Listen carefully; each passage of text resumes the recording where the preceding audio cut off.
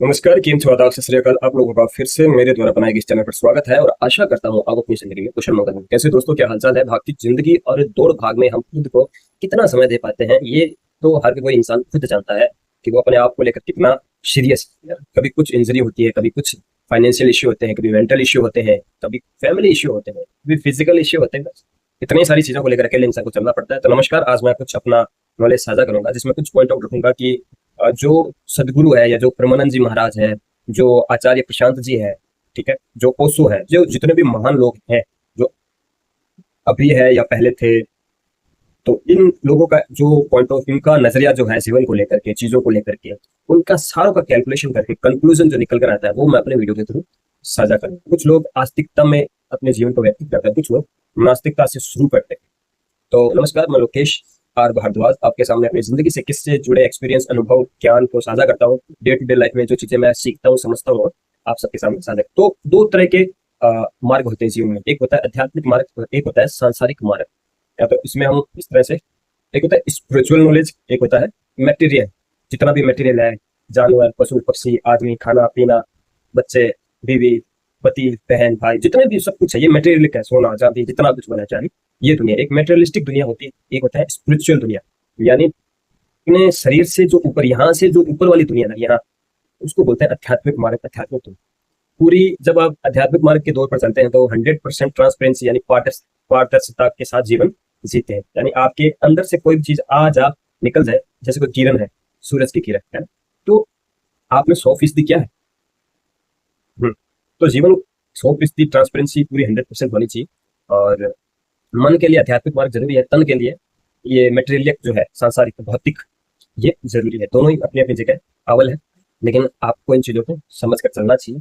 तो परमानंद जी महाराज जो चीजें हमें बताते हैं, सही से चलो, रीति जो नियम धर्म है, धर्म से चलकर चलने की बात बताते। तो मैं काफी दिनों से उनके वीडियो देख रहा था, तो मुझे ऐसा लगा कि शायद जो उनसे मैंने सीखा है ना, वो चीज मैं आपको बताऊंगा। तो वो सिंपल से वे में जो जो उन्होंने बीते कालों में जीवन एक को सुदृढ़ बनाने के लिए जिस रचना की गई थी, उन नियम कायदों के अनुसार भारत में लोग कैसे जीते आए हैं। ऋषि मुनि, हम ऋषि मुनि की संतान हैं, तो कैसे जीते हैं, हमारी परंपरा क्या रही है, हमारा धर्म क्या रहा है, हमारी समझ चीजों को लेकर कितनी रही है, ग्रह नक्षत्र, ये सब, इन सबको जान करके आज कौन सा दिन है, कौन सी तारीख है, कौन सा इवेंट है, हर एक चीज को त्योहार की तरह मनाना हिंदू धर्म में बताया गया। और वो उन सब चीजों को बताते हैं, मन को कैसे शांत करना, ब्रह्मचर्य का कैसे पालन करना, कैसे नित्य आहार करना, कैसे लोगों के साथ व्यवहार करना, मन में आने वाले बुरे विचार को कैसे खुद से कंट्रोल करना। बहुत सारी चीजें जो है वो हमें वन टू वन बताते हैं। और मैंने ये सारी हजार तरह की गलतियां करके मैं इन सब चीजों पर आया हूँ।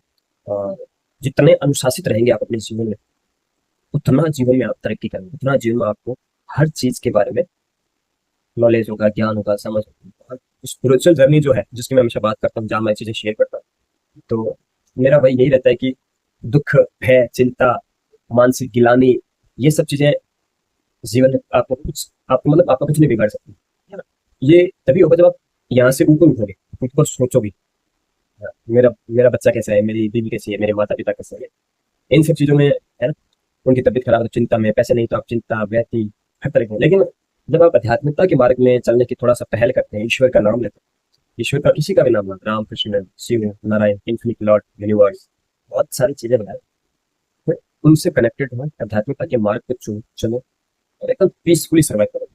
तो होता है, अब कुछ चीजें, कुछ बातें अच्छी लगती होती, नैतिक कर्म की, नैतिक धर्म की। धर्म से चलने का मतलब है नित्य कर्म करो, अपना काम करो, और किसी का दिल मत दुखाओ, किसी का।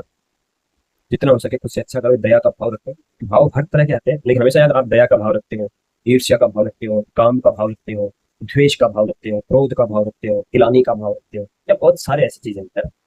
ये बदलते रहते हैं समय के अनुसार, चंद्रमा के अनुसार, जितने प्लेनेट पोजिशन चेंज होती रहती है, वो भाव आपके चलते रहते हैं। तो इससे जब आप ऊपर उठते हैं तो आप कंट्रोल रहता है कि यार अब मेरा कौन सा कहाँ आ रहा है, काम भाव से द्वेष हो रहा है, मुझे ईर्ष्या हो रही है, मुझे जलन हो रही है उससे, तो मैं इसको कंट्रोल कर सकता हूँ। कैसे करना है? ईश्वर का याद करके, अपने इष्ट को ध्यान करके। और बहुत सारे हमारे हिंदू धर्म में इतने सारे वैदिक मंत्र हैं, इतने खूबसूरत कुछ, जो मैं आपसे क्या करूँ, जैसे 9 ग्रह मंत्र होता है, 9 ग्रहों का, तो वो मैं अभी इसमें बोलूंगा। तो मुझे बहुत सारे मंत्र, क्योंकि मुझे अच्छा लगता है कुछ नया सीखना, चाहे कुछ भी हो, टेक्नोलॉजी से जुड़ा, मैं कंप्यूटर में काम करूँ नहीं, मैं कुछ भी सीखने का शुक्रिया इस चीज के लिए। जपा कुसुम संकाश काश्यपे महत्तिम तमोरि शैरोपाकरम प्रमोद अस्मि दिवाकरम ददित संग तुषाराप श्रीमोतानु संभव नमामि शशिम सोम संभव भूषण।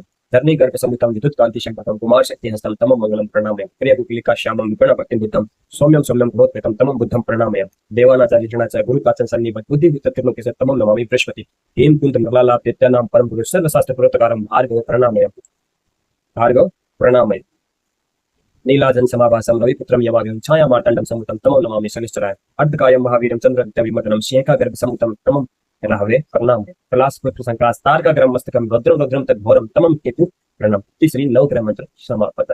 तो वैदिक में इतना कुछ हमें दिए, हम उन्हीं की तो संतान है और हम उनको अनुसरण उनका नहीं करेंगे तो गलत है।